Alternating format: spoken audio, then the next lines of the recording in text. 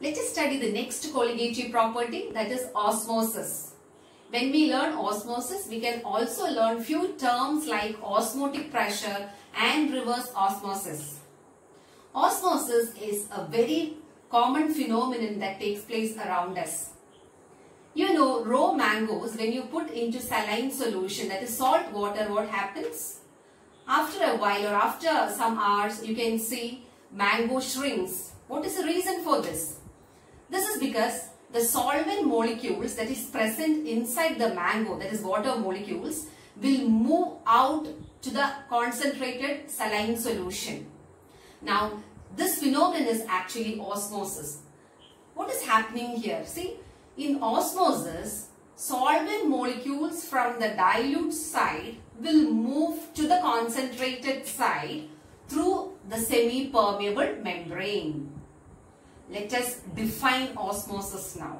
It is the spontaneous flow of solvent molecules through semi-permeable membrane from pure solvent towards solution or from dilute solution towards concentrated side or concentrated solution is called osmosis. Hope the term is clear. So you need semi-permeable membrane for osmosis, and the movement of solvent molecules will take place from a dilute solution to the concentrated solution or from pure solvent side to the solution side. This is the direction of the flow. So solvent molecules will flow from this side to the concentrated side.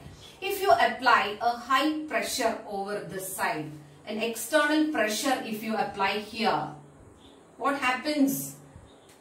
The pressure will stop this osmosis, and that external pressure which must be exerted on the solution to stop osmosis is called osmotic pressure. I will repeat once again. If you apply pressure over the solution side, the movement of the solvent molecules will stop. That means osmosis will stop. That pressure required to stop osmosis is called osmotic pressure. Let us learn what is reverse osmosis. When you apply a pressure that is higher than osmotic pressure, this pi indicates osmotic pressure. When you apply a pressure that is more than the osmotic pressure, what happens is the solvent molecule from this side, that is concentrated side, will move to the other side. See, the process is getting reversed.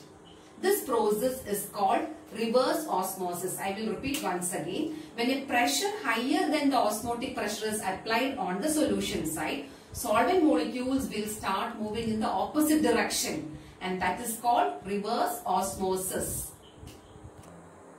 See, if pressure greater than osmotic pressure pi is applied on the solution, the osmosis takes place in the reverse direction. That is, solvent molecules will move from the solution to the pure solvent or from the concentrated side to the dilute side through semi-permeable membrane. This is called reverse osmosis. This reverse osmosis is used in the desalination of seawater.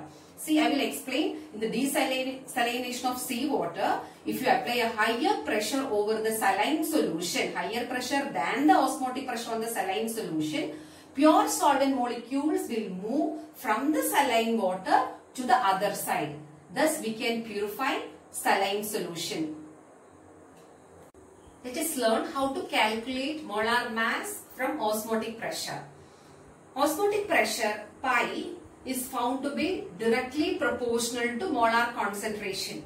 Here we are using the concentration term molarity and the solution's temperature, that is T.